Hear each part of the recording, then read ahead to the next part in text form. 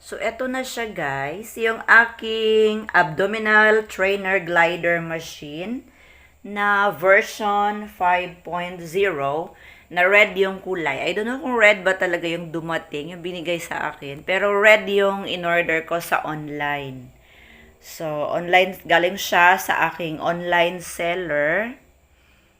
At ngayon lang siya talaga dumating. So, ngayon, mag-a-unbox tayo ng aking exercising machine or equipment para sa ating mga bilbil, para sumeksi tayo ng konti. So, ayan. Eto na siya, guys. Bubuksan natin siya. Akala ko hindi siya darating kasi gabi na. Gabi na siya dumating. It's exactly 8:30 in the evening. So, inihintay ko siya 4 p.m.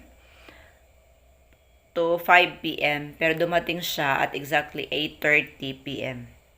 So, medyo sira yung kanyang box, guys. Dahil siguro sa sobrang bigat. So, need pa natin siya i-assemble.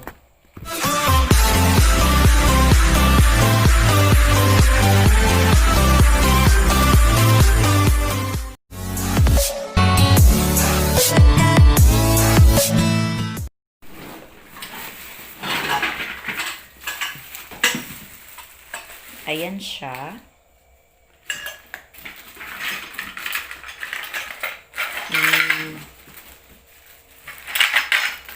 Titignan na natin kung marunong ba tayo mag-assemble nito, guys. Parang mahirap yata ito i-assemble.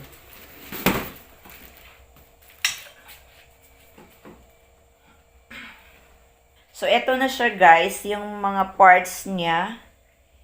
Chop-chop pa lang siya. So, need natin siya i-assemble. May timer parts.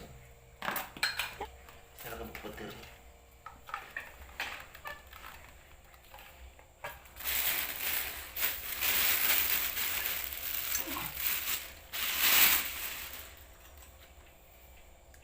Gunting.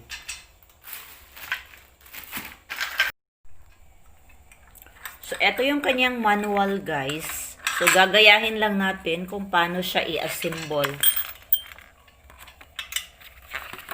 Ito siya.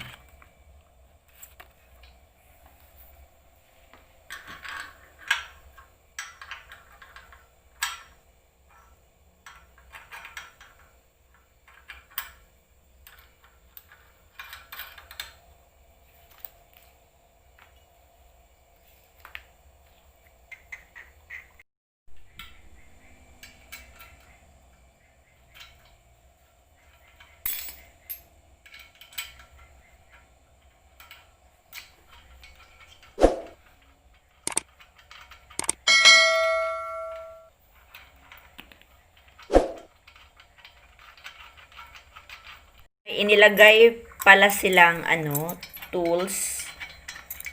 Itong mga ganito, guys, para sa mga bolt niya, kailangan siya gamitan ng ganito na tools. Tsaka ito.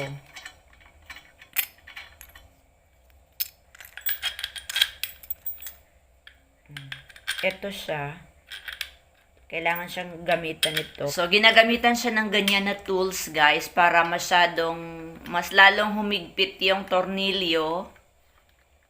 Tornilyo dyan, or bolt.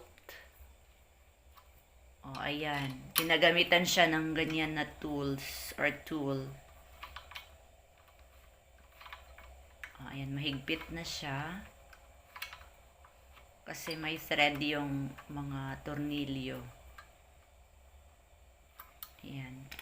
Dapat siya higpitan talaga ng husto. Ayan, tumayo na siya. At nakatayo na siya, guys. Ayan.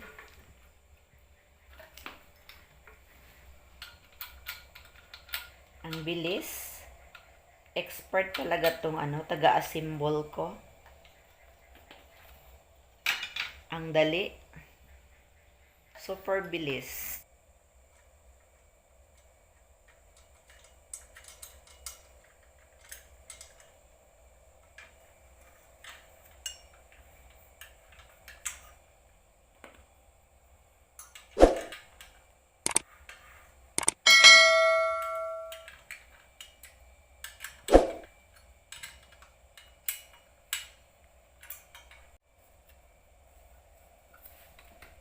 ito na siya. Ayan.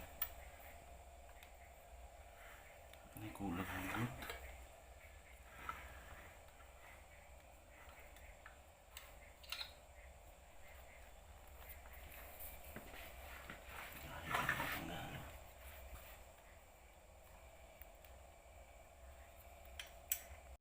So, ito yung timer niya, guys. Tsaka ito yung battery niya. So, gagana ito pag nilagyan natin siya ng battery. Ito naman yung cover niya sa harap. Ayan.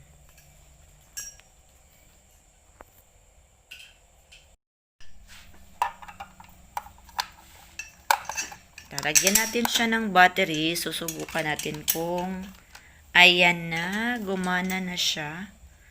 So, ito yung kanyang timer, guys, kapag nag-workout tayo. So, 0 pa lang siya kasi hindi pa siya dinikit doon sa mismong equipment. Tsaka, magpapatak yung numbers dyan, yung oras, kapag ginamit mo na siya at nag-uumpisa ka ng mag-workout.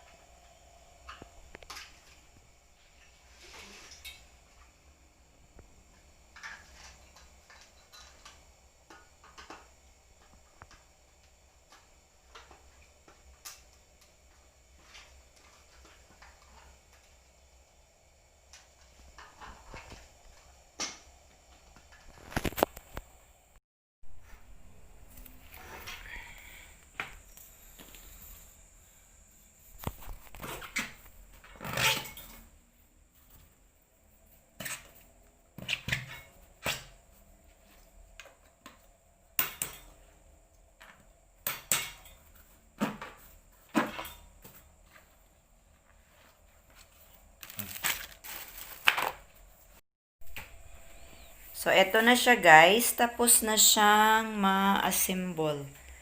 Ayan. So, ayan na siya.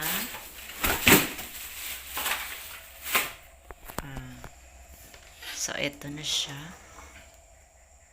Ayan. So, ayan na siya, guys. Ayan.